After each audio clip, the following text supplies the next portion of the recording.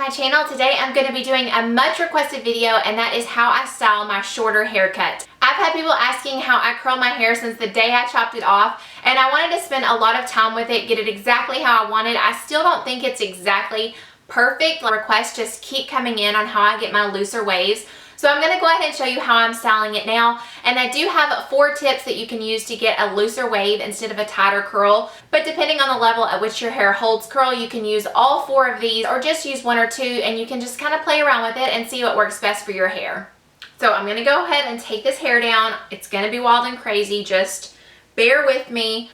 This is second day hair, and I did curl it yesterday, but my hair never looks good overnight. I always have to restyle it. And then if I was just to shampoo and blow dry it and come to you looking like that, it would be just as crazy looking. I have a very thick, poofy, frizzy hair. Like it's just not cute in its natural state. As far as my haircut goes, my hair is very, very slightly tapered. It's just ever so slightly shorter in the back and a little bit longer in the front, but I didn't want something very drastic, so it's very, very subtle. And then I have no layers in my hair. It is all just one length throughout. So in case you're wanting to go to your stylist and ask for this haircut, it is just all one length, but it is slightly tapered from back to front. Also, even though this is second day hair, it really doesn't make much difference. I don't put anything special in it before I curl it the first time. I do use a blow dry cream on wet hair before I blow dry it, and then I just curl it right after that. Nothing special to prepare the hair. This of course has more product in it. It has more hairspray, it has some texture spray, but it doesn't really make a big difference on my hair anyway. So don't really worry about how I prep my hair. I really don't have much prep. You can do what you normally do. So tip number 1 is to use a 1 1/4 inch curling iron. It'll say 1.25 inch on the box, and it's just so much easier to get looser waves with this size curling iron as opposed to a smaller curling iron. I do also use a 1 inch curling iron when I have longer hair, but all the weight of long hair really pulls out the curls, so a 1 inch is just fine.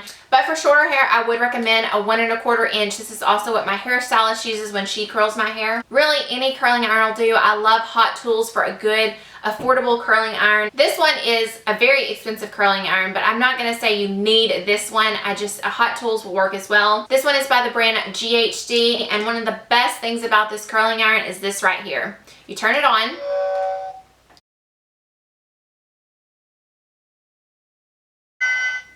There it is.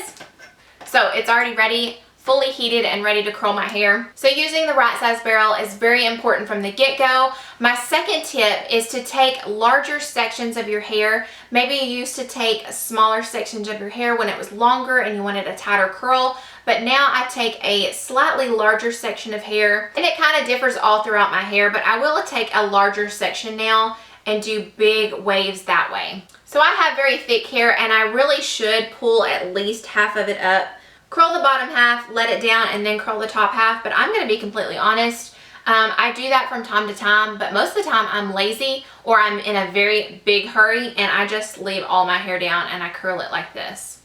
So let's go ahead and get started, and I'll show you exactly how I curl my hair.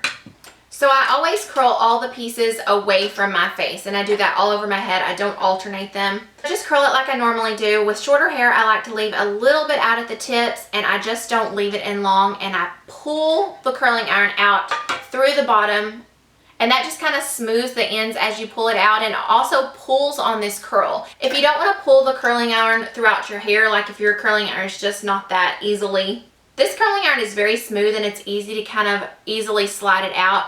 But you could also just pull it out and then pull on the curl when you're done, and that will kind of loosen it up. So another thing that I would recommend is every few pieces, or maybe even after every time you curl your piece, is to rake through it with your fingers. You don't want it to set. You don't want that tight curl to cool off and set that way. You want to brush through it lightly with your fingers, and you can already see that it's a nice wave if you brush through it almost immediately.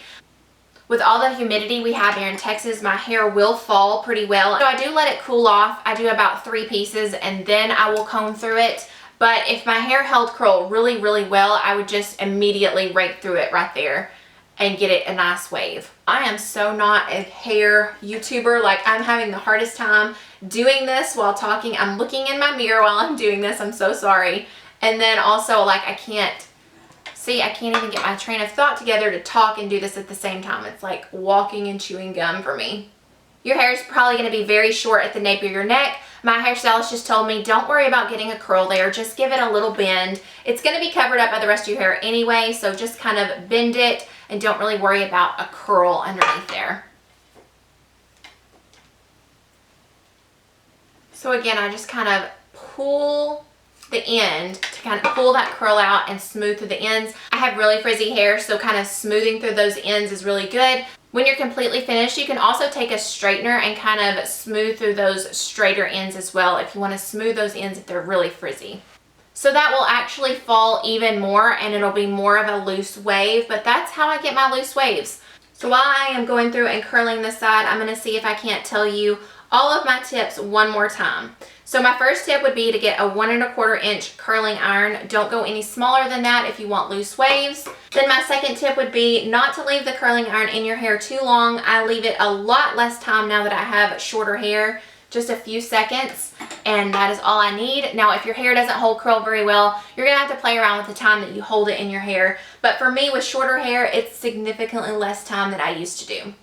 Third tip would be to take bigger sections of hair than you normally do. If you had longer hair and you wanted it curlier, you probably took smaller sections. And then the fourth and final tip, at least I think it's the final tip, would be to pull the curl as you're pulling out the curling iron, or if you don't want to do that, you could pull on your curl after you're finished, pull it out like that.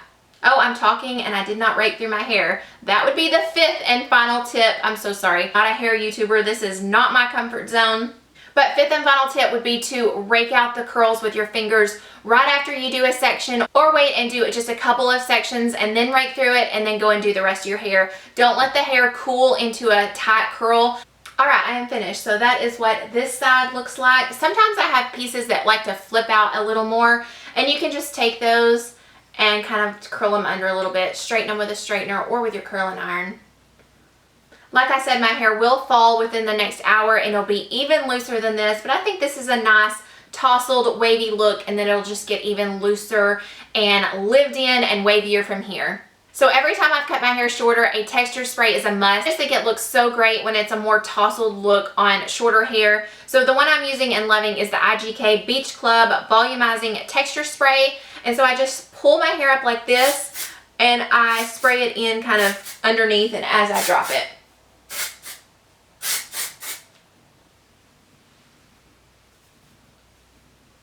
Okay, so that is with the texture spray.